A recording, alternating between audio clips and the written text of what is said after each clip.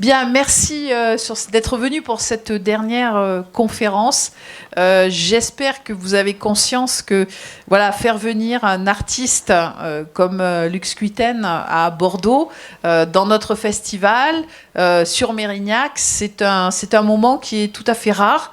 Je pense que tout le monde a eu la chance de voir donc notre exposition qui n'est qu'une petite partie de toute l'œuvre évidemment de Lux Cuitaine. Et donc ce soir, j'ai demandé à Luc de faire une conférence sur ces cités végétales pour qu'il vous explique un petit peu le concept et puis qu'il vous explique aussi quelle vision est la sienne.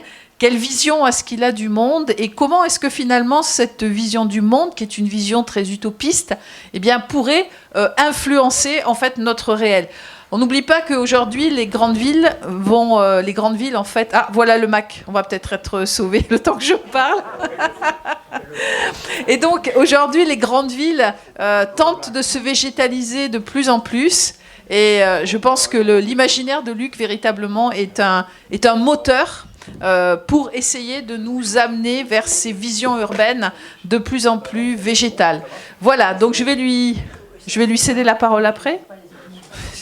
Alors, dans le même temps, j'en profite également pour vous présenter les magnifiques ouvrages de Lux Cuitaine, donc qui sont en coffret. Donc vous les avez en vente à la librairie le Pavé dans la Marge, hein, sous la tente Hélène Kuchner. Donc vous avez un coffret qui s'appelle Un autre possible, hein, c'est vraiment un magnifique ouvrage. Et puis, évidemment, qui se compose de archiborescence, voilà, et de Vers une cité végétale, qui est donc la conférence, bien sûr, dont il va vous parler tout de suite.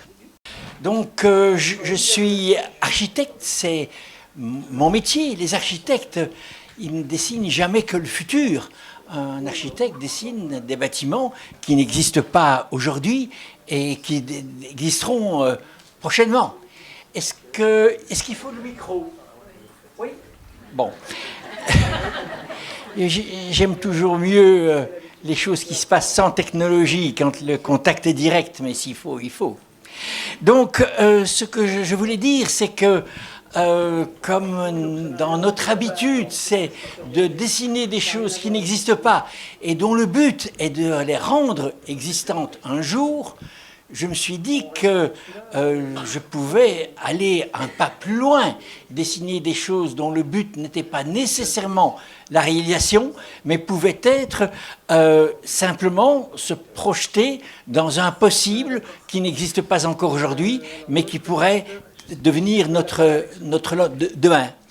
Et ça, c'est un peu l'origine de mon travail. Mais c'est aussi une vision sur l'utopie. Qu'est-ce que c'est que l'utopie? Pour moi, l'utopie, c'est simplement quelque chose, impossible, qui n'a pas encore été réalisé. Envoyer une fusée sur la Lune en 1960, c'est une utopie complètement folle. Personne ne sait comment faire. Et puis, on met les moyens financiers, on met les intelligences nécessaires pour cela, et 10 ans après, c'est réalisé.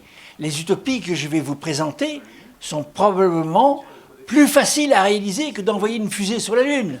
Mais seulement, on n'a pas mis encore toute l'énergie nécessaire, l'intelligence, les compétences pour arriver à un résultat tel que celui-là.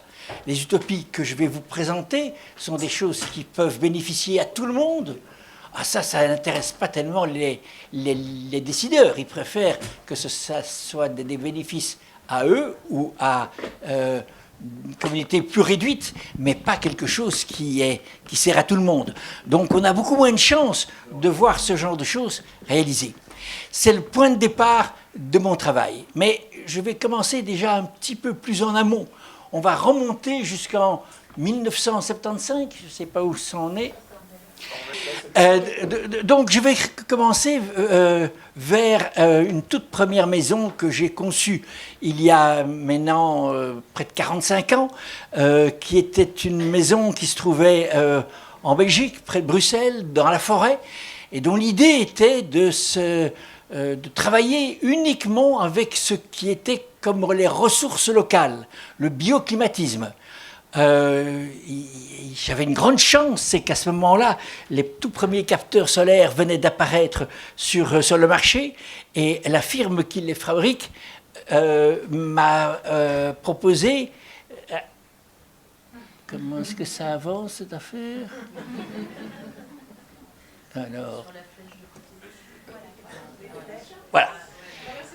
C'est bon. Est-ce qu'on peut éteindre la lumière dans la salle? Ou diminuer la lumière? Il y a trop de lumière dans la salle.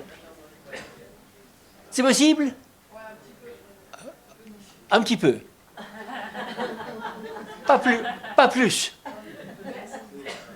Bon, donc voilà à quoi ressemblait cette première maison. Qui était notre maison, celle de ma femme et de moi, de mes enfants. On l'a construit nous-mêmes avec l'aide de quelques amis, parce que c'était impossible d'expliquer à un entrepreneur toute la manière dont on voulait que ce soit fait, tellement les choses étaient différentes. L'idée était de se dire, on ne va pas partir des modèles existants, mais travailler avec le bioclimatique, avec le soleil, avec le vent, avec l'eau de pluie, avec tout ce qui se trouvait autour de nous, nécessitait de revoir tous les fonctionnements, mais aussi la manière de se meubler, d'habiter, de vivre. Voilà la face sud capteur solaire, vous voyez l'éolienne. Elle également, je l'ai reçue d'une firme qui l'a fabriquée. Je leur ai dit, si vous la mettez chez moi, je peux vous montrer, je peux prouver à tout le monde que l'on peut vivre uniquement avec l'électricité produite par une éolienne. En 1975, c'était un peu inhabituel. Mais surtout, imaginez une maison aussi différente que ce qu'on a l'habitude de faire. Là, elle est orientée en plein sud, avec une orientation de 60 degrés, de manière à avoir quelque chose de tout à fait optimum. Et dans le sous-sol, il y avait une cuve de 100 000 litres d'eau qui était chauffée toute l'année, qui redistribuait ses calories l'hiver. Voilà la façade nord, dont les teintes changeaient complètement, suivant les saisons, et s'adaptaient donc complètement à l'environnement et à la forêt. Voilà, par exemple, un détail qui vous montre comment les choses étaient réfléchies. Ceci, c'est la porte d'entrée. Pour rentrer chez moi, rentrer avec une clé, ça me semblait impensable. Parce que là, déjà, on rentre dans un système que je n'avais plus envie d'employer. Donc on met sa main dans un gant en fourrure et on débloque un système à secret que l'on devait faire à deux mains et en synchronisant les mouvements. C'était un peu compliqué, mais ça marchait très bien et ça marche toujours aujourd'hui après 45 ans. Voilà le système du côté intérieur. Ça paraît anecdotique comme ça, mais rentrer dans une maison où déjà les premiers gestes sont de l'ordre du tactile, c'est de dire ce sont les 5 sens qui vont être éveillés et qui vont permettre de rentrer dans quelque chose de différent. On n'est pas dans des maisons qui sont standardisées, banalisées, qui sont internationales, que l'on voit partout. On est dans quelque chose qui correspond aux gens qui habitent la maison. Et visiter, rentrer dans la maison, c'est un peu comprendre et avoir un accès à l'identité, à la personnalité de chacun. Et ça, c'est quelque chose qui va rester dans tout mon travail, c'est d'essayer de toucher à l'intime, à ce qui va créer sens pour chacun. Et ça, c'est par le langage que l'architecture peut apporter, mais qui est totalement à l'inverse de ce que l'on fait actuellement. Donc, c'est quelque chose qui est resté, dans un certain sens, assez marginal. Voilà, si on arrive à voir avec les spots qui sont éclairés et qui cassent l'image là, on ne peut pas arrêter ces spots-là, au moins.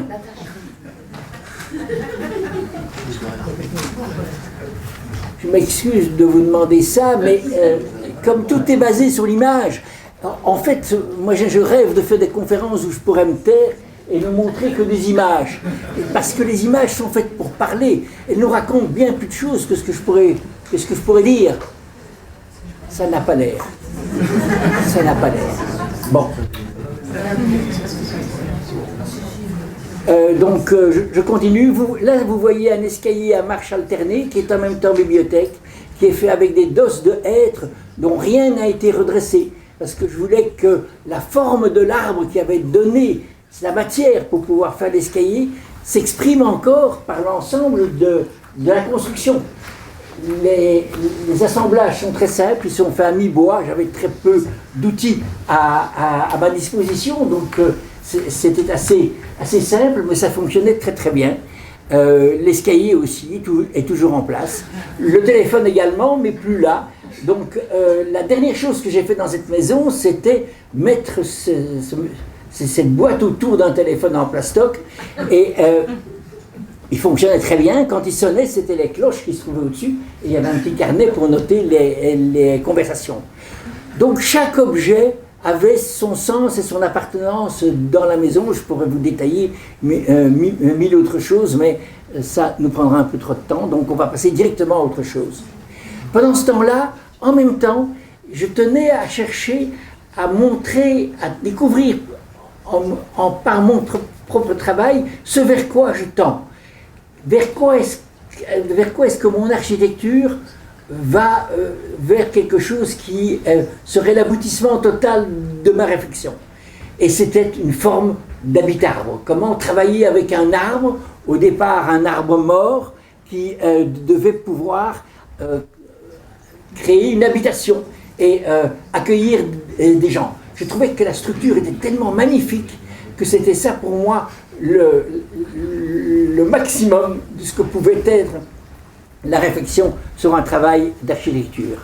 Il y a eu de multiples choses qui ont été réalisées au niveau du dessin, des maquettes, des recherches, mais ce qui s'est concrétisé, c'est par exemple, tout près de la maison que je viens de vous montrer, un petit pavillon à 7 côtés qui ressemble très fort au concept des habitats-arbres que j'ai réalisé avant, et qui fonctionnait aussi avec un au centre et des escaliers qui tournent autour, et qui permettait à quelques collaborateurs de venir travailler avec moi en pleine forêt et de réfléchir à ce que vers quoi nous devions tendre pour arriver à faire une architecture qui soit biomimétique, donc qui tient compte du vivant et qui peut s'inscrire dans une réflexion qui est celle de se rapprocher le plus possible de ce que nous sommes. Ce travail s'est perpétué dans des propositions d'aménagement urbain. Dans toutes les villes, il y a des espaces résiduels qui sont souvent des champs. À Bruxelles, on en comptait beaucoup. Donc, je me suis employé à faire de multiples propositions sur des sortes de lieux qui privilégieraient l'emploi du végétal dans des endroits qui sont des lieux qui n'intéressent plus les promoteurs immobiliers parce que trop petits. Ils ne peuvent pas gagner suffisamment d'argent à travailler sur un truc pareil. Voilà par exemple un coin qui a été détruit il y a 35 ans à Bruxelles. Il est toujours dans cet état-là aujourd'hui.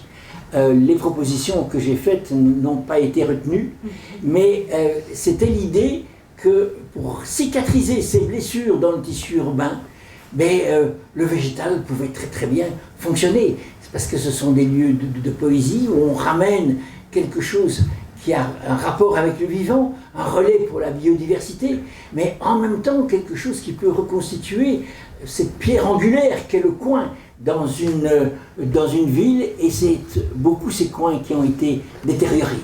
Et ça a été jusqu'à faire une proposition sur une des plus hautes tours de Bruxelles, dont la tour d'ascenseur était en béton, n'avait jamais été recouverte du marbre qui a été prévu.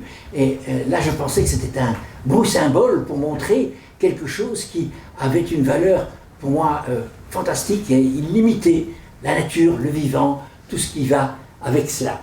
Donc, ce n'était pas un jardin accessible, physiquement, mais par les yeux, bien, et par son impact sur l'ensemble de l'environnement, il avait un rôle très très important. Et voilà un autre lieu, le long d'un hôpital.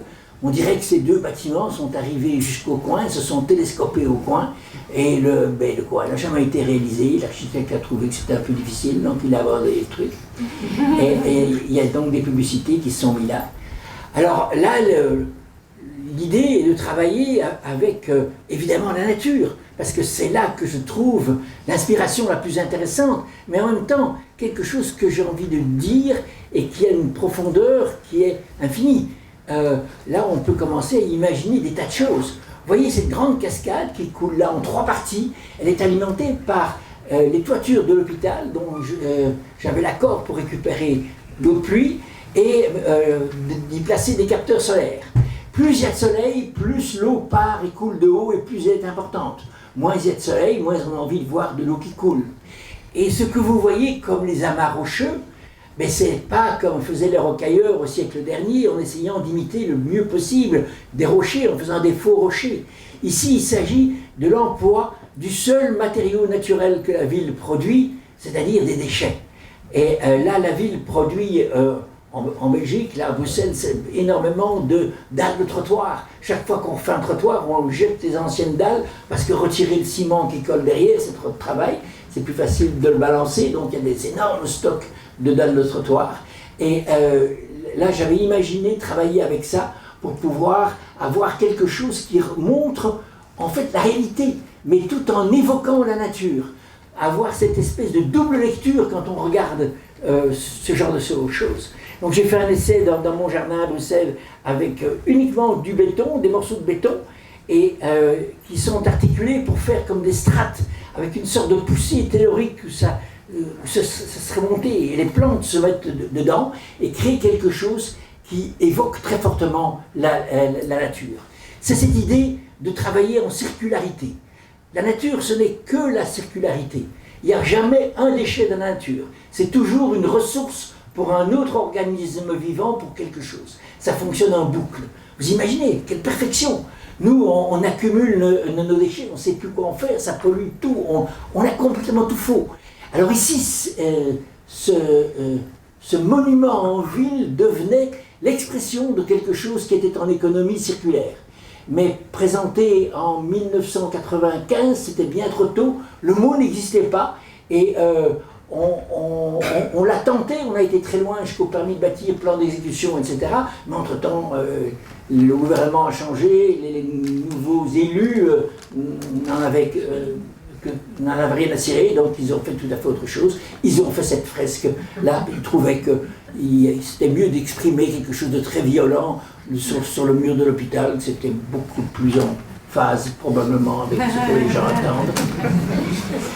Alors maintenant, quelques 20 ans plus tard, j'ai repris ce même thème et j'ai continué à travailler là-dessus en y intégrant une difficulté supplémentaire, les sans-abri.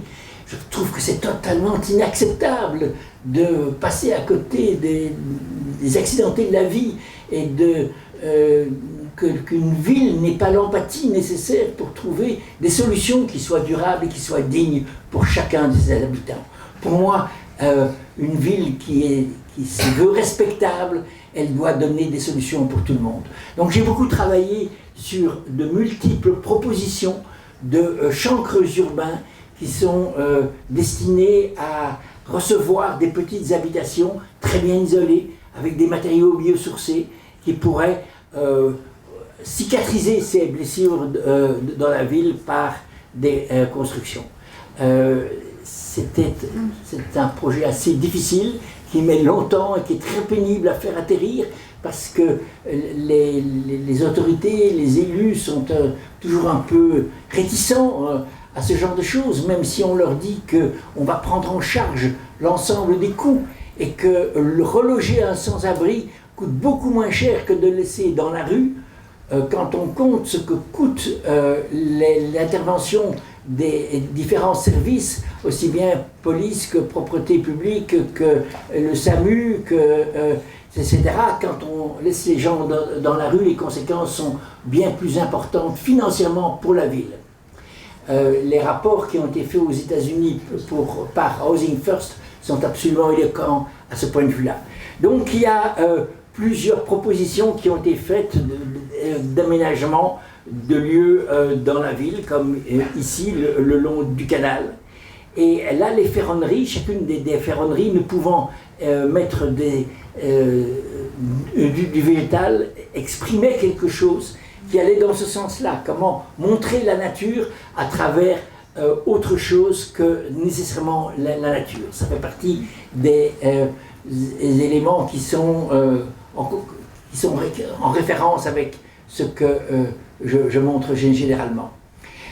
Voilà ici à Bruxelles un vaste endroit qui au départ était une liaison voiture fort importante, un boulevard urbain qui est devenu maintenant un piétonnier, et différentes propositions d'aménagement de ce piétonnier, dont vous voyez là une proposition d'un lieu emblématique, une place dont je reprends le dessin d'une petite maquette que je vous ai montrée au début, et qui représente une sorte de pergola des plantes grimpantes, fait simplement sur des fers soudés, sorte de fer à béton, qui pouvait simplement évoquer un lieu de rencontre, mais avec une identité forte aussi, que dans la ville on puisse avoir des points de repère.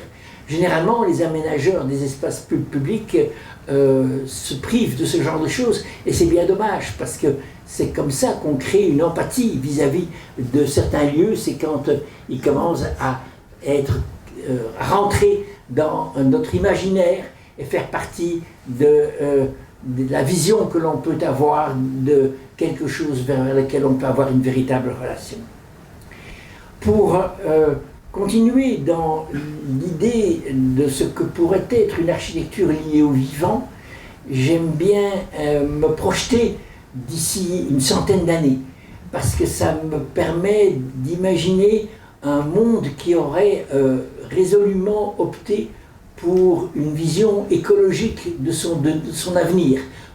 À quoi ressemblerait le monde si on commence à réfléchir en termes de biomimétisme? Donc la nature serait notre mentor, c'est elle qui nous donnerait les pistes pour savoir vers où nous devons aller. Donc je vais imaginer toutes sortes de choses qui vont aller dans le sens de la réalisation de cette vision. Alors la première question que je me pose, c'est il y a 100 ans, on imaginait le monde de l'an 2000 comme la panacée universelle. On allait avoir droit à tous les bonheurs, toutes les facilités. Le monde de l'an 2000 allait devenir magnifique. Et puis 100 ans plus tard, notre avenir est devenu apocalyptique. On a complètement changé d'optique. On ne voit plus du tout l'avenir de la même façon. Qu'est-ce qui s'est passé pour que notre vision du monde ait ainsi basculé vers quelque chose d'aussi négatif? Mais tout d'abord, les scientifiques sont unanimes pour nous dire que les changements climatiques vont être un désastre et que nous allons vers des choses qui vont être ingérables. Alors, ce dessin, estampillé copyleft, donc il est disponible pour tout le monde, chacun peut en faire ce qu'il veut, comme beaucoup d'autres que vous allez voir, montre un peu notre passivité. On est occupé à regarder cette terre qui est malade et on laisse les choses avancer sans prendre résolument en main notre destinée. Les matières premières qui sont à notre disposition et indispensables pour continuer avec une civilisation industrielle auront tous disparu, tous ceux qui sont ici d'ici 80 ans. Qu'est-ce qu'on fait si on n'a plus de matières premières pour alimenter une civilisation industrielle? Mais qu'est-ce qu'on fait si on n'a plus non plus d'essence, de pétrole, d'uranium, de charbon? On n'aura plus les matières pour cela. Ça, c'est une évidence.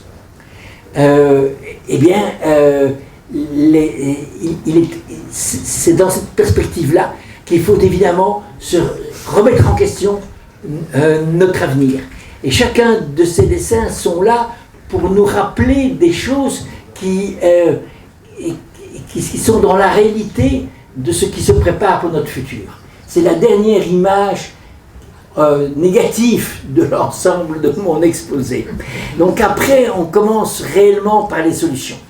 Mais les solutions, évidemment, c'est la nature.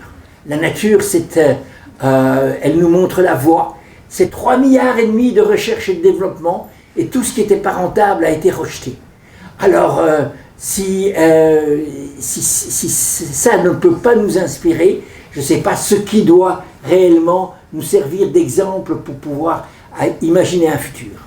Ce que vous voyez là, c'est une merveille absolue. C'est un biobéton qui est tout à fait lisse, excessivement solide, élastique, bien plus solide et avec bien plus de qualité mécanique que le béton que nous faisons nous.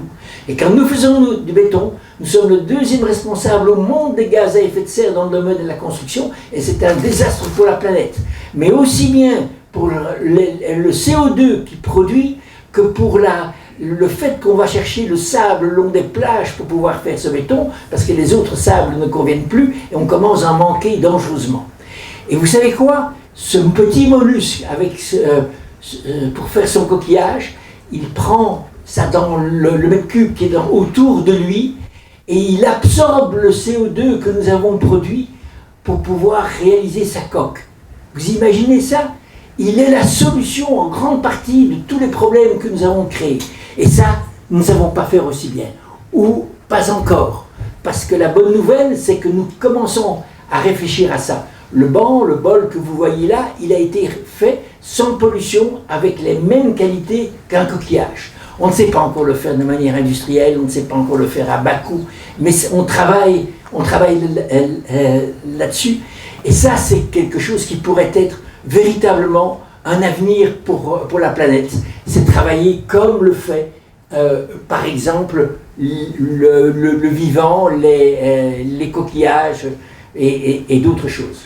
Ce que vous voyez là, c'est un immeuble tour gigantesque par rapport aux termites, qui sont des insectes citadins qui travaillent en vaste colonie avec une intelligence collective remarquable, et ils font des immeubles qui se sont entièrement autoclimatisés.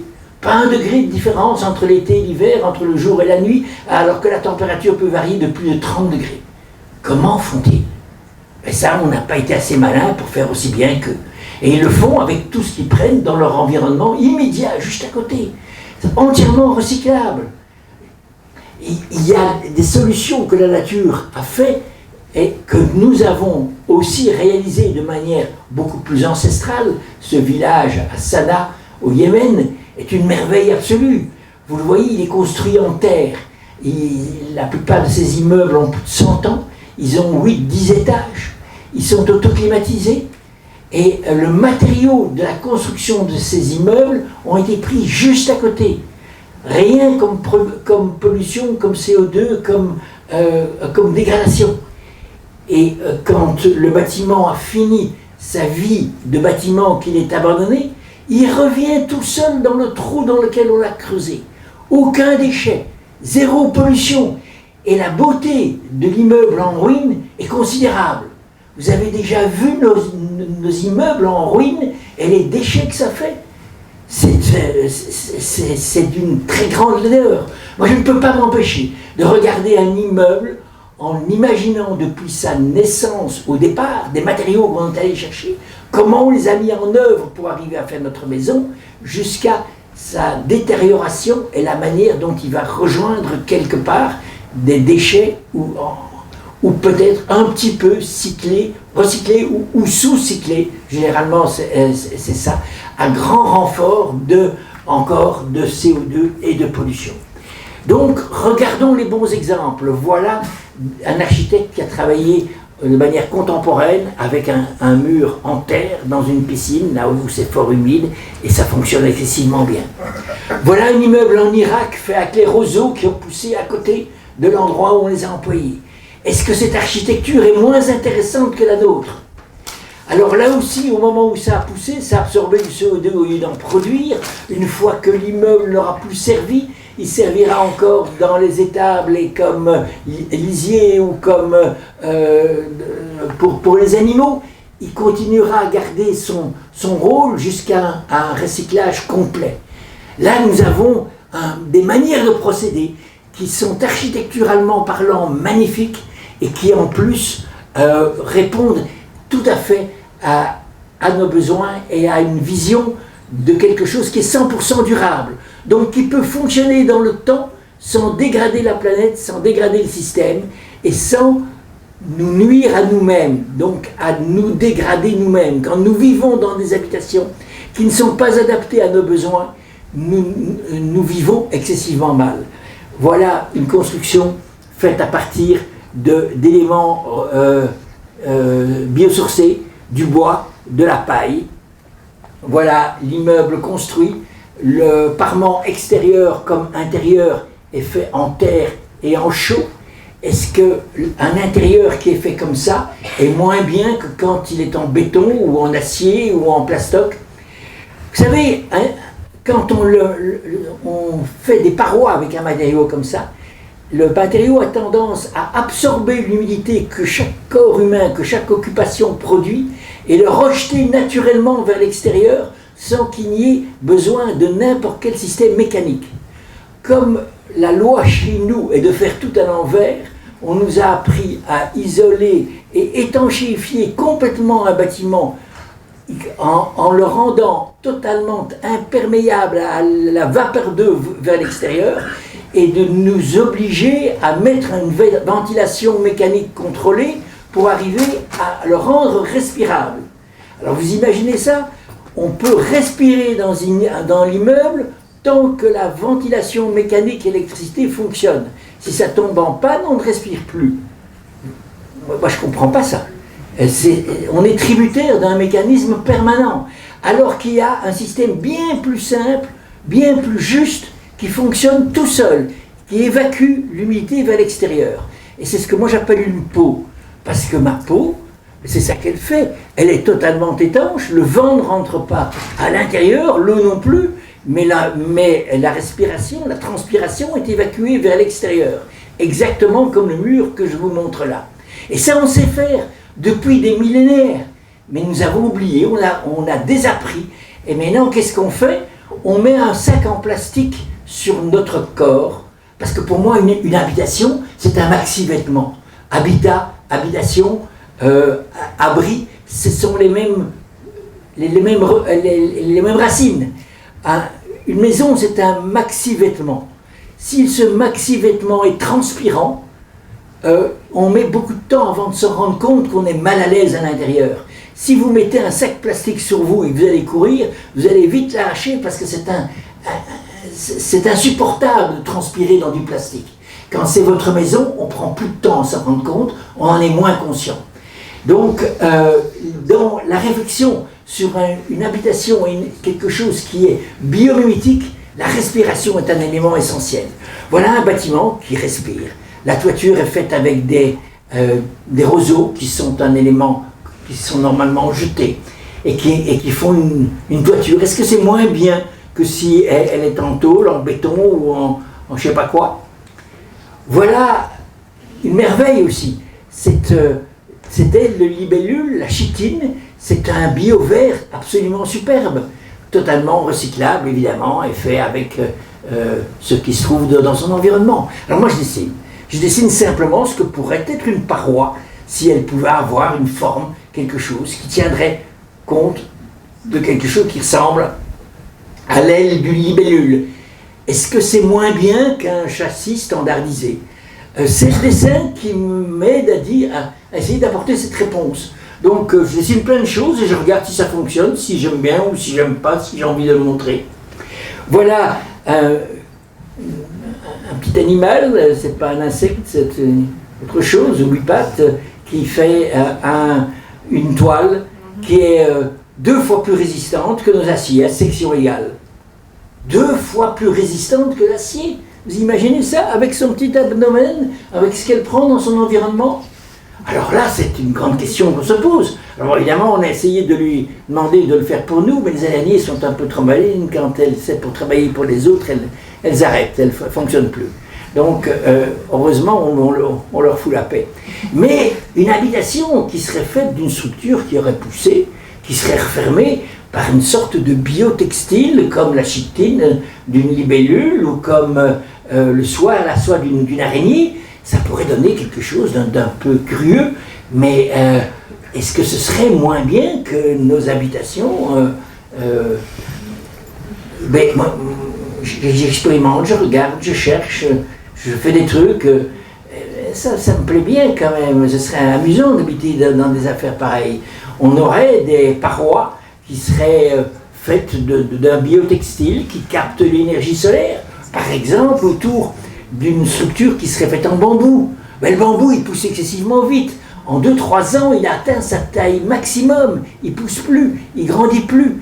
Et il pourrait servir de structure à des habitations qui pourraient continuer à vivre parce qu'il ne va plus grandir. Donc ce serait quelque chose d'assez idéal pour en faire des constructions. Là aussi refermé par un biotextile, transparent à certains endroits, translucide à d'autres, opaque, capteur solaire à d'autres endroits, isolé à certains endroits, mais qui serait chaque fois une réponse précise à quelque chose et qui correspondrait à un emploi qui serait fait avec toutes sortes de matériaux biosourcés.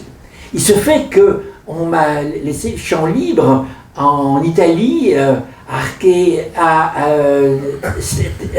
Artesella, dans la montagne près de Borgos, où il y a un vaste lieu où des artistes peuvent s'exprimer en land art. Et là, j'ai fait une sorte de début de cité végétale avec des arbres qui sont constitués en tipi et dont le but était de les refermer après par des toiles pour en faire des habitations pour les artistes à résidence, ou ici une autre type de cité qui fonctionne là avec des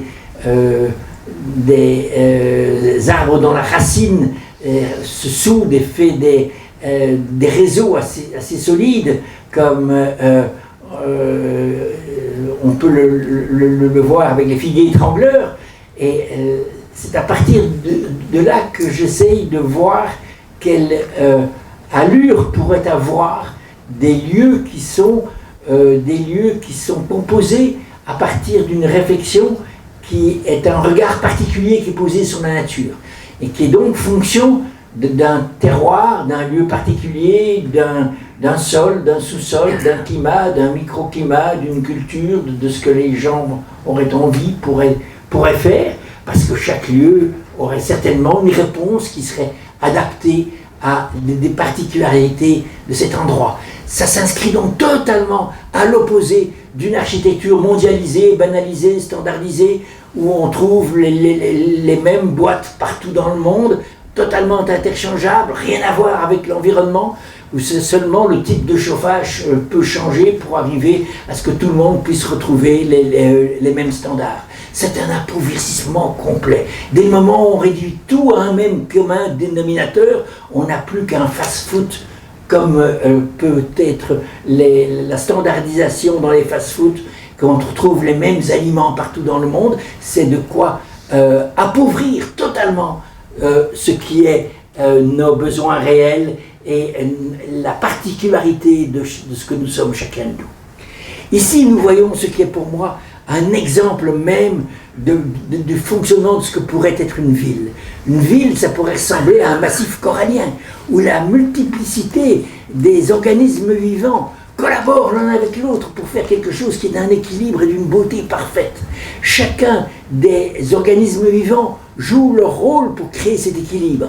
Et plus le temps passe, plus l'équilibre est riche, il est beau, il est créatif, il est d'une incroyable diversité. Autant qu'on n'intervient pas pour le foutre en l'air, bien entendu, ce qui se passe actuellement. Mais si on repart de son fonctionnement à lui sans notre arrivée, on a quelque chose de fantastique. Mais là aussi, quand moi je vois ça, moi je vois une colonne, je vois de multiples poutres, et je vois autour de cela un hectare de capteurs solaires qui transforment l'énergie solaire en photons, donc en électricité. Et ça, c'est une réalité que j'ai pu observer au Japon. Au Japon, j'ai vu dans un laboratoire de recherche des ventilateurs qui tournaient à partir de la photosynthèse. On peut faire énormément de choses avec le vivant. Et les recherches qui sont en cours maintenant un peu partout nous montrent que les possibilités sont infinies, pour autant que l'on puisse commencer véritablement à s'en préoccuper et à chercher des solutions dans ce domaine-là. Chacune de mes propositions de ville sont donc fonction d'un terroir particulier. Je réfléchis par exemple sur une cité balnéaire. Si dans une cité balnéaire, les vagues se font naturellement aussi bien dans l'eau que dans le sable, c'est qu'il y a une réponse très juste, très adéquate par rapport à un environnement particulier. Donc j'imagine à ce moment-là des cités qui fonctionneraient sur ce modèle. Comment peut-on créer des cités qui répondent à cet environnement et qui captent l'énergie du soleil? Il y a des puits avec des miroirs d'eau devant pour augmenter les performances des capteurs solaires et des terrasses d'un autre côté. Alors,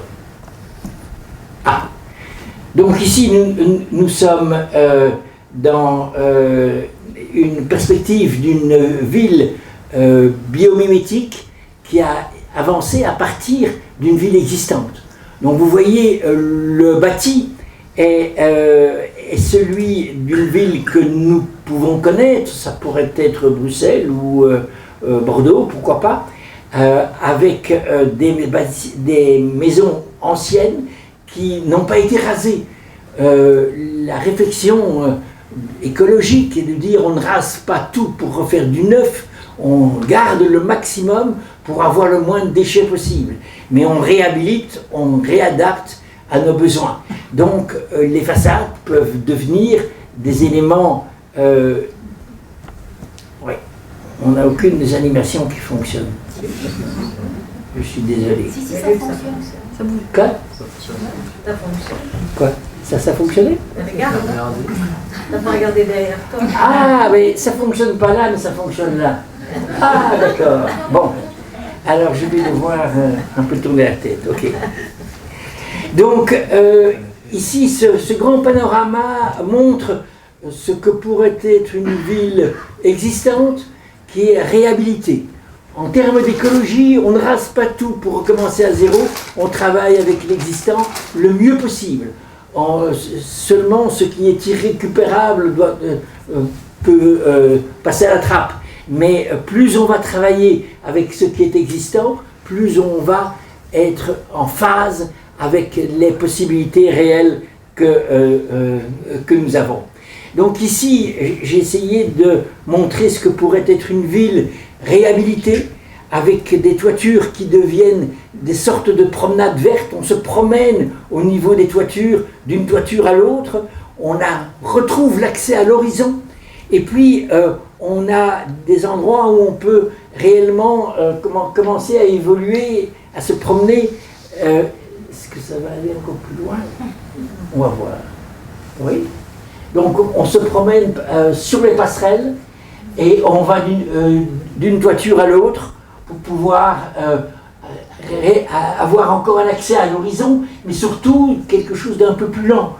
Dans le bas de la ville, c'est les transports en commun. Là, on verra plus tard. C'est un autre type de déplacement. Avoir accès à l'horizon, c'est en même temps avoir accès à quelque chose qui nous amène à une perception de la ville qui est tout à fait intéressante, comme une vision qui peut être en même temps dans le temps écologique. Ici, c'est un peu particulier, c'est un dessin en 4 dimensions. Ce qui est dans la partie gauche, c'est la partie présente, et plus on avance à la droite, plus on avance dans le temps. Et si il veut bien...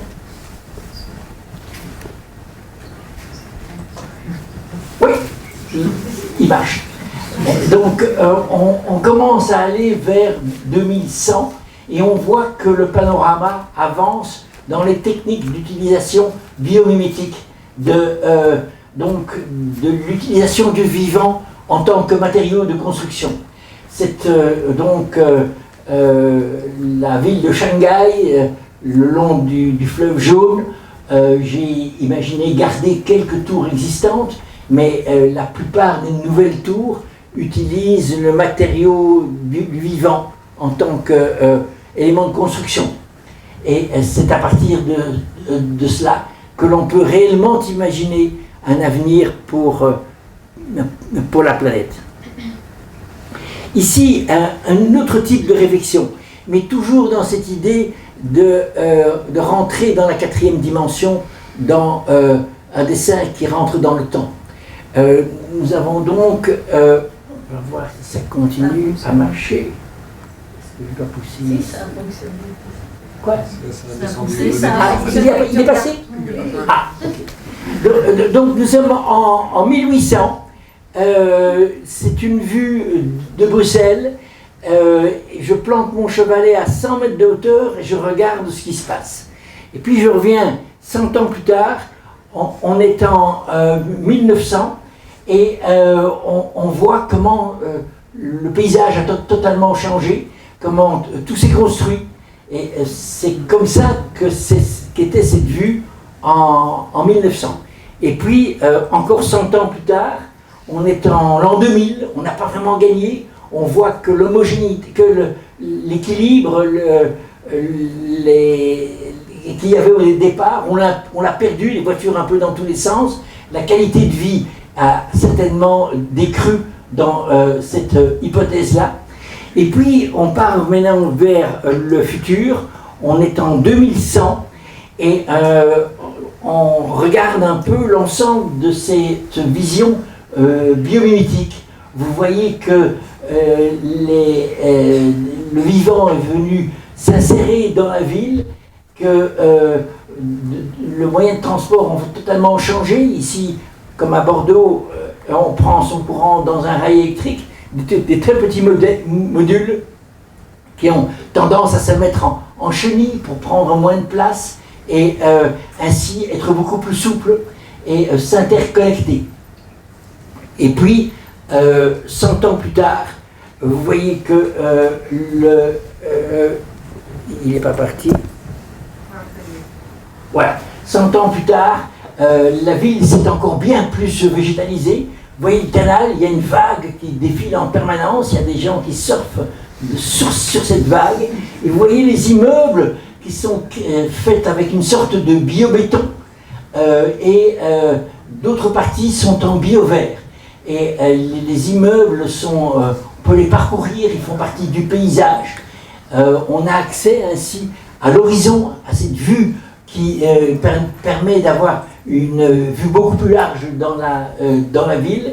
Et on a une qualité de vie qui est plus difficilement imaginable aujourd'hui, alors que la pollution est évidemment devenue un des grands thèmes sur lesquels on se casse les dents actuellement un petit peu partout. Ceci est le dernier dessin de cette série. En voilà une autre hypothèse. Dans nos grandes villes, nous avons une autonomie alimentaire à peu près d'une semaine.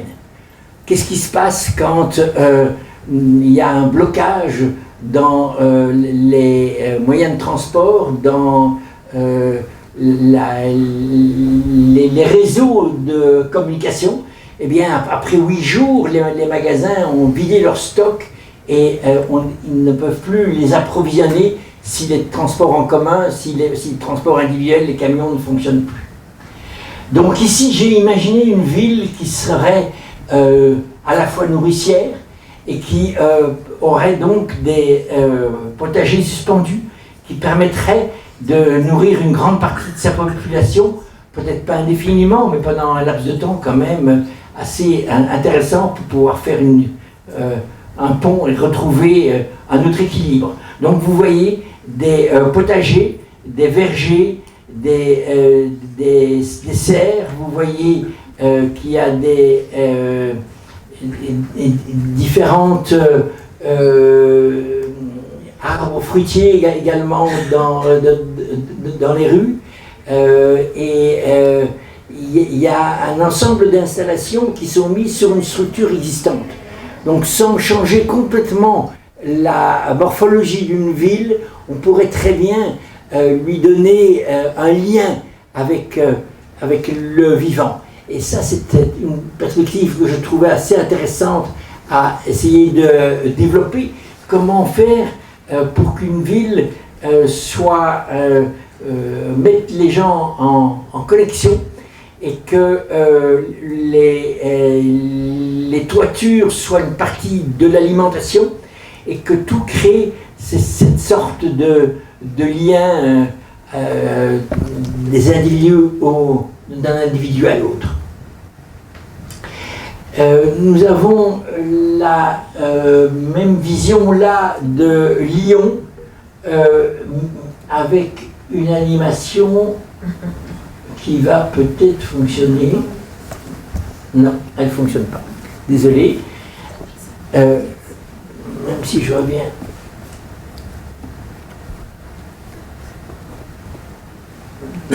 Bon.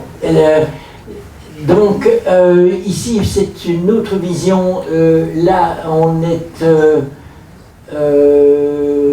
ça, c'est...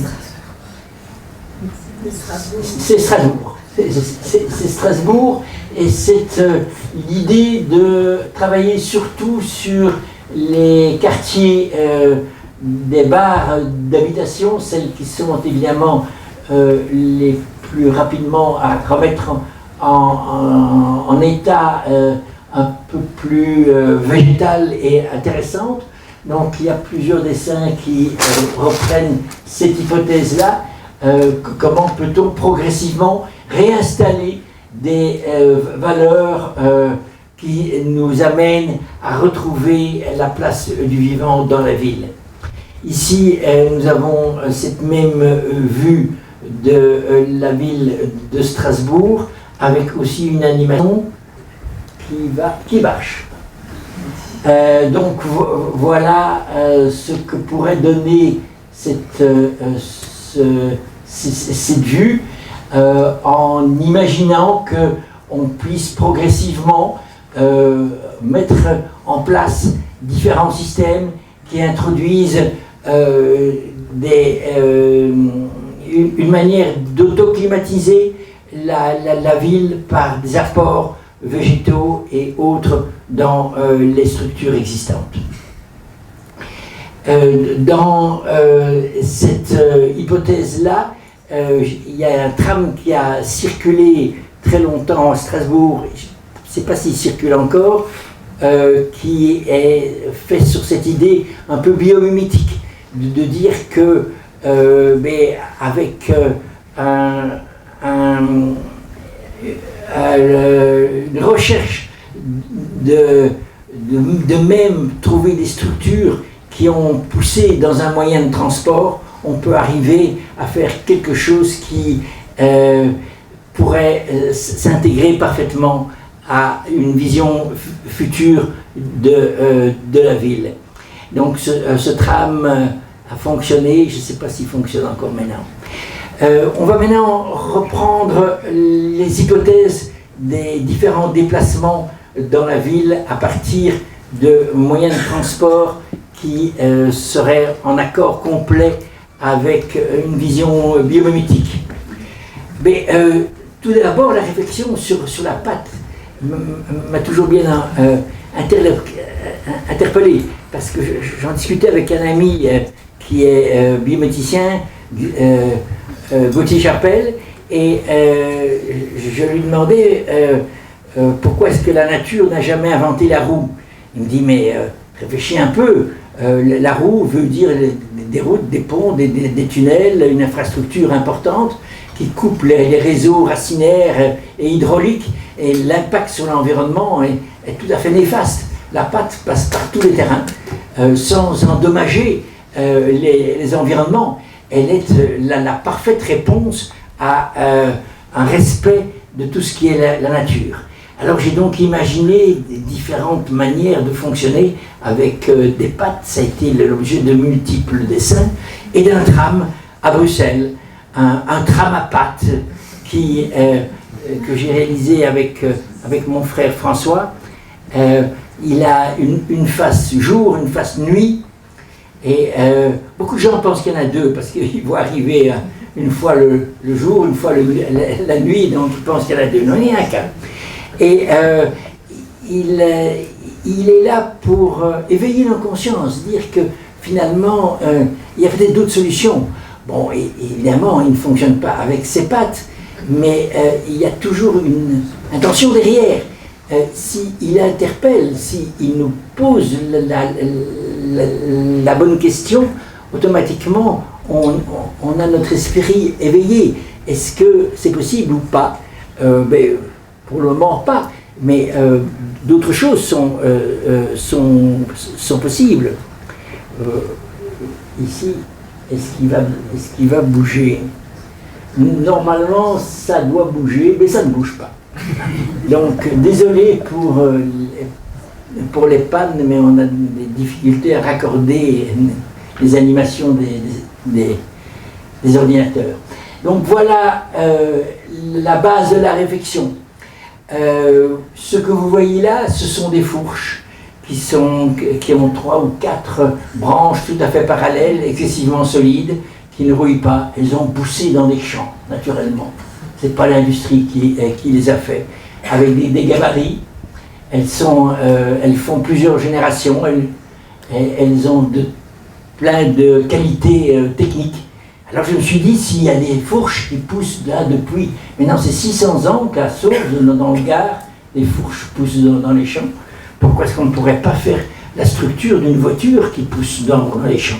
Donc j'ai imaginé une structure d'un petit véhicule qui, comme à Bordeaux, prend son courant dans un rail électrique, parce que c'est évidemment ce qu'il y a de plus propre, et dont la structure serait faite à partir de bois qui ont poussé dans les champs. Et là, vous voyez les formes que cela pourrait prendre.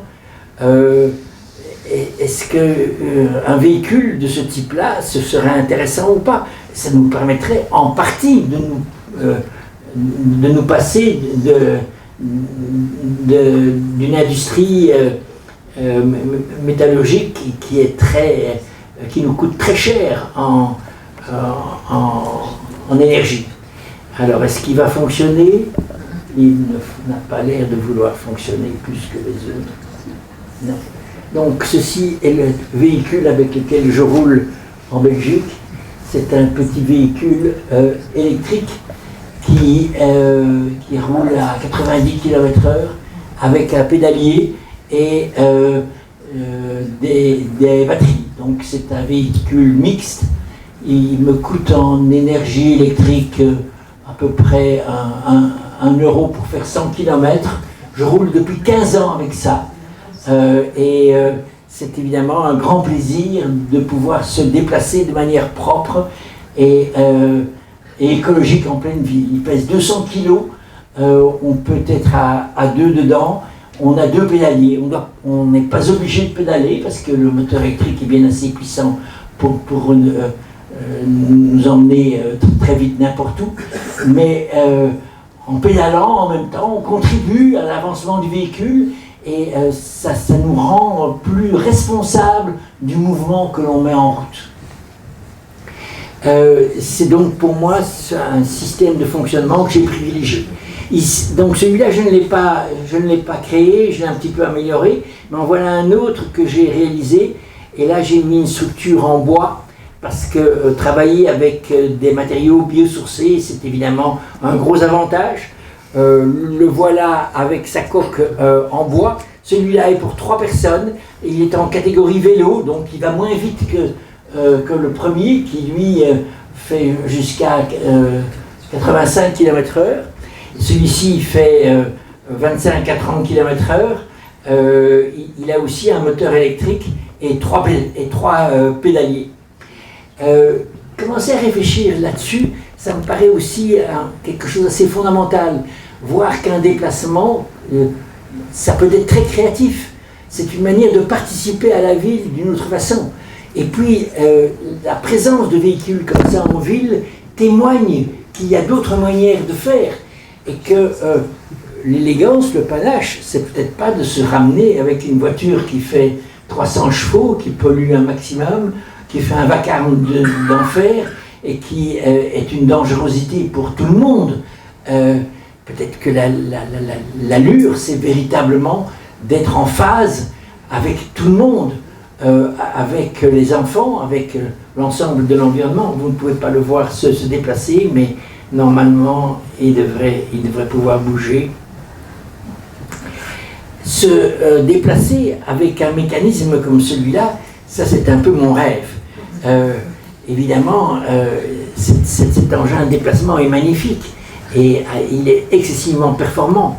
Donc j'ai imaginé tout un système de ressorts qui fonctionnerait avec une amplification qui serait due à un mécanisme assez complexe. Je l'ai réalisé en maquette. J'ai pas encore été plus loin, mais tout cela sont pour moi des sortes d'indications de pistes qui pourraient être suivies ou pas. Mais c'est peut-être l'idée de faire participer au concept qu'on a encore beaucoup de choses que l'on peut faire. Et on a des directions qu'on n'a pas explorées, parce qu'on cherche des performances qui bien souvent ne nous sont pas réellement utiles, parce qu'ils ne fonctionnent pas dans quelque chose qui pourrait nous épanouir bien plus. Or, arriver à se déplacer en sautant et volant, c'est quelque chose que moi je trouve absolument magnifique. Un saut, comme le système de ressort fait qu'à chaque saut, le mouvement peut être amplifié, il y a un moment où le faire planer serait assez intéressant. Donc des ailes permettraient d'aller un peu plus loin. C'est quelque chose qui serait vraiment fort intéressant à explorer, à développer. Voler en battant des ailes, c'est une chose absolument extraordinaire. Des engins qui volent en battant des ailes sont d'une performance incroyable. Il faut en fait peu d'énergie pour se maintenir en l'air en battant des ailes. Donc j'ai imaginé un ornithoplane à ailes battantes. Donc c'est un engin volant hyper léger, gonflé à l'hélium pour qu'il soit un peu plus lourd que l'air, mais pas trop, et dont le mécanisme pour battement d'ailes est à soufflet. Il serait alimenté par des capteurs solaires qui seraient placés sur l'extrado de l'oiseau. Et quelques personnes à l'intérieur pourraient se déplacer ainsi lentement. On aurait vraiment l'impression de participer à un vol, à quelque chose. Quand on vole avec un Boeing à près de 1000 km/h, on est téléporté. On n'a pas du tout l'impression de se déplacer, de voler. Et c'est bien dommage, parce que c'est quelque chose qui est absolument fascinant et extraordinaire. Donc, moi j'ai pas mal volé en battant des ailes, suspendu à un ballon gonflé à l'hélium, comme ici dans cette vaste hangar pour dirigeables. Et le mouvement se fait véritablement en battant des ailes comme un oiseau. J'ai traversé la Cité des Sciences à Paris d'un bout à l'autre en volant, en m'appuyant sur l'air, suspendu à un ballon gonflé à l'hélium. C'est une sensation tout à fait extraordinaire. Arriver à se déplacer comme ça, comme un oiseau. Pour moi, là, il y a un véritable progrès. D'abord parce que je ne dépends d'aucune machine et je le fais de manière absolument naturelle. Je pense qu'on peut aller maintenant un peu plus loin, qu'on pourrait imaginer un lieu comme un aérium, un lieu où on ferait voler les gens en se déplaçant avec ce type d'engins qui sont gonflés aussi par un gaz plus léger que l'air. Et puis l'idée de cet aérium, ce serait qu'il y aurait des ateliers où les gens pourraient fabriquer leurs ailes sur base d'ailes d'oiseaux, de papillons, et leur dire ainsi, vous aussi, vous pouvez voler de vos propres ailes. Rien que ce concept est quelque chose que je trouve très porteur, parce qu'il nous amène dans une dimension plus loin, vers quelque chose qui appartient à notre relation au corps, à notre relation d'être vivant. Parmi les choses que j'ai expérimentées, ceci c'est mon jardin à Bruxelles. Je n'habite plus dans la première maison que je vous ai montrée, mais en ville, dans un endroit qui a un beau jardin, et vous voyez ces deux arbres là au milieu, ils sont... j'ai placé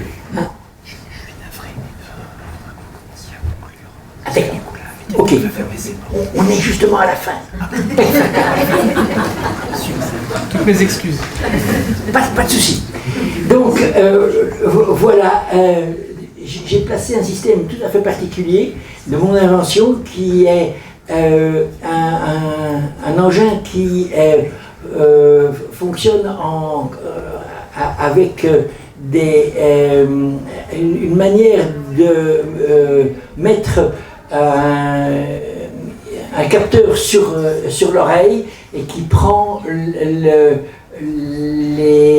la pulsion en fait, du cerveau, et dès que je rentre en état de méditation, donc que je rentre en méditation, un signal est envoyé à un treuil qui est à la base de l'arbre, et je monte dans l'arbre, et tant que je suis en méditation, je reste dans mon arbre. Quand je sors de méditation, tout doucement, le système redescend. Et c'est amusant comme système, mais c'est plus que ça. Parce que quand je suis dans mon arbre en méditation, je perçois l'ensemble de la ville en hauteur à travers le feuillage. Donc tout ce qui est le vivant, tout ce qui est cette sève qui monte dans l'arbre est capté par le cerveau en état de méditation et la pulsion de la ville en même temps. Ce sont des choses comme ça qui nourrissent ma réflexion et qui me permettent d'aller plus loin dans une recherche absolument personnelle. Mais il y a aussi ce que j'ai réalisé, une baignoire en bois pour 2 personnes avec l'eau qui coule d'une cascade que vous voyez là au-dessus, et les cailloux qui sont les robinets qui alimentent le lavabo et l'ensemble. Voilà l'eau qui coule dans le lavabo, et voilà les cailloux qui servent à faire venir l'eau. Voilà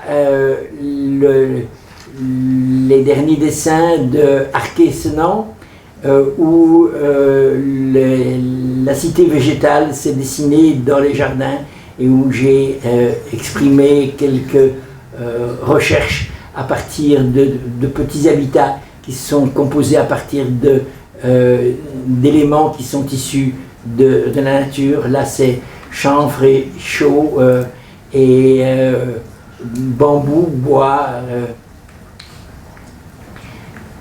Alors, ceci, c'est le dernier dessin. En général, je termine mes conférences en disant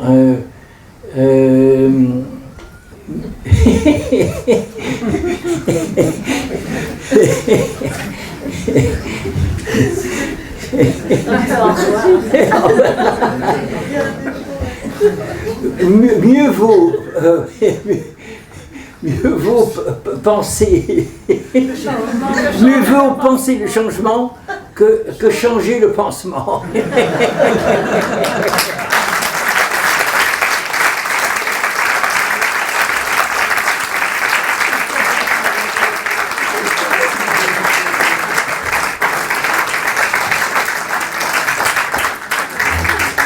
Merci Claire, tout ton aide. Est-ce qu'il y a des questions?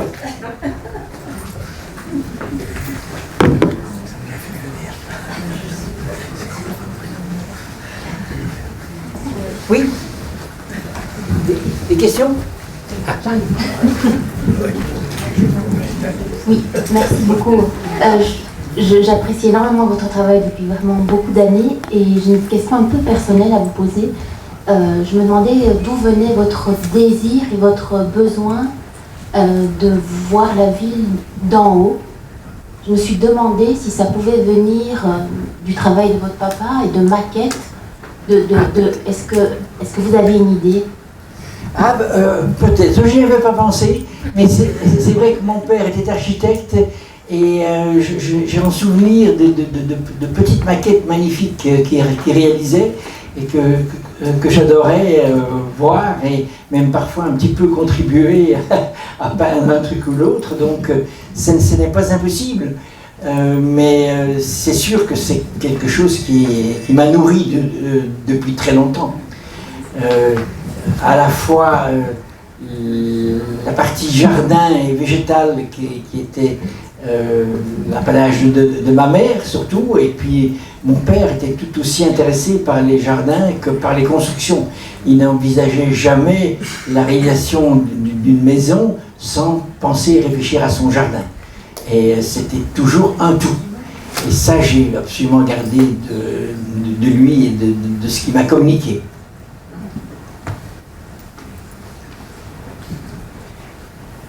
Une autre question? Oui? Merci. Voilà, merci beaucoup déjà, j'ai beaucoup apprécié et vous êtes aussi un conteur parce qu'on rêve avec vous. Merci. Moi j'étais intéressée par votre vélo-voiture qui va à 30 km/h. Pour des zones urbaines ou périurbaines, ça pourrait être super intéressant de le développer et je me demandais si vous aviez l'intention de le faire ou si vous aviez déjà fait des tentatives pour le faire auprès des mairies, je ne sais pas trop, des conseils régionaux, départementaux. Non, je dois dire que j'ai un ami qui a cherché à développer ça. Il a beaucoup travaillé là-dessus, c'était très ardu et finalement ça n'a pas marché. Donc moi je ne suis pas prêt à me lancer dans des réalisations, mais je suis très intéressé à collaborer à des gens qui veulent plus faire atterrir ce genre de projet. Et actuellement, j'ai encore dans mes cartons un projet de petite voiture à 4 roues avec une coque en bois que j'ai dessinée et qui est à l'étude dans un petit atelier. Donc c'est quelque chose qui pourra peut-être un jour se développer, je ne sais pas, mais c'est pas moi qui le développerai. Ça demande un travail de longue haleine, très technique, que je ne suis pas prêt à faire, mais je suis prêt à collaborer avec des gens qui veulent lancer ce genre de choses. Ça sert certainement.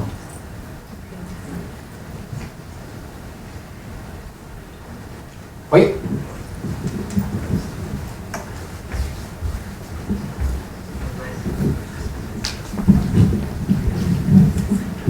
Bonjour, j'ai trouvé ça tout à fait passionnant et je me suis demandé, vous avez montré des planches qui sont toujours des planches de ville de jour. Est-ce que vous avez des préconisations pour la vie des villes la nuit, notamment en termes d'éclairage par exemple, choses comme ça? Est-ce que vous avez pensé aussi à cette partie de notre vie quotidienne? Et je pense qu'il y a pas mal de planches de nuit aussi, il me semble, dans ce que j'ai montré, mais c'est vrai que c'est moins ce que je montre. Je pense que le jour explique un peu mieux la démarche. En fait, il faut comprendre que j'ai pour m'exprimer 2 dimensions. Une ville s'exprime en 4 dimensions. Il y a le temps qu'il faut rajouter. Donc j'essaye toujours d'un peu biaiser et de rajouter, en tout cas la 4e dimension, en faisant plusieurs plans différents qui montrent comment elle peut évoluer dans le temps. Et la 3e dimension, c'est par la perspective qu'on approche. Mais les visions de nuit permettent d'être peut-être un peu plus difficilement biomimétiques. Mais il y a quand même pas mal de solutions de ce côté-là qui peuvent être envisagées, puisqu'on peut quand même stocker l'énergie de différentes façons. Mais ce n'est pas ce que j'ai privilégié, parce que dès qu'on passe dans les visions nocturnes, c'est plus artificiel. Tandis que les prendre en plein jour, c'est plus... ça exprime mieux ce que le message veut dire. En fait, le dessin a d'énormes qualités, c'est celui de pouvoir expliquer énormément de choses en très peu de temps, qu'on peut capter rapidement, mais en même temps, comme il est figé, il faut arriver à pouvoir condenser ce qu'on a à dire dans quelque chose qui est ramené à une dimension qui est quand même réduite. Mais c'est un exercice qui est passionnant à faire parce qu'il faut prendre un angle de vue. C'est pour ça que je suis souvent sur des angles de vue aériens, parce que ça me permet de raconter beaucoup de choses dans un seul dessin, et ça permet aux gens qui le regardent de s'y promener, d'évoluer, d'aller voir à chaque partie, et puis certains endroits où on rentre dans une maison et on voit ce qui s'y passe. Et en général, je mets très peu de gens dans les maisons quand je dessine une maison. Parce que si je rentre dans une maison et que je vois qu'il y a plein de gens qui sont installés, je dis « Oh pardon », je ferme la porte et je m'en vais. Tandis que si la maison est vide, j'ai beaucoup plus envie d'aller la découvrir, l'explorer, la visiter. Et je peux plus facilement imaginer que c'est moi qui l'habite. Donc j'essaye de rendre mes maisons, voir qu'il y a des gens qui l'habitent, mais pas en premier plan, un peu à l'arrière, et les rendre, donner envie d'aller y habiter. C'est surtout ça que je cherche à exprimer. C'est réussi. Merci.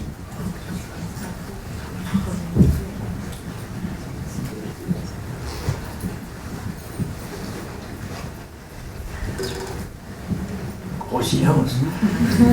C'est qu'on est émerveillé.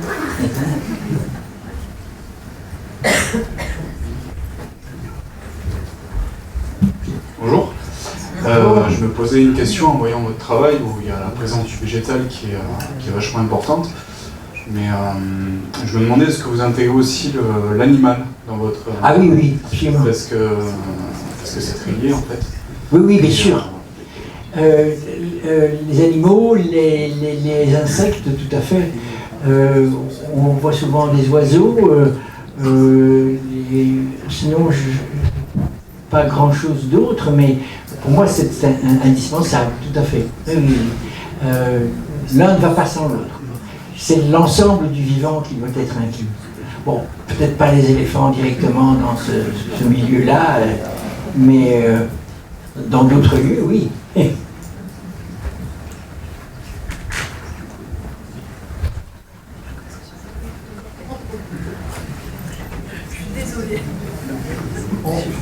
On arrête avec cette question? Oui, c'est ça. Il y en a une autre? Ouais. Merci de votre écoute.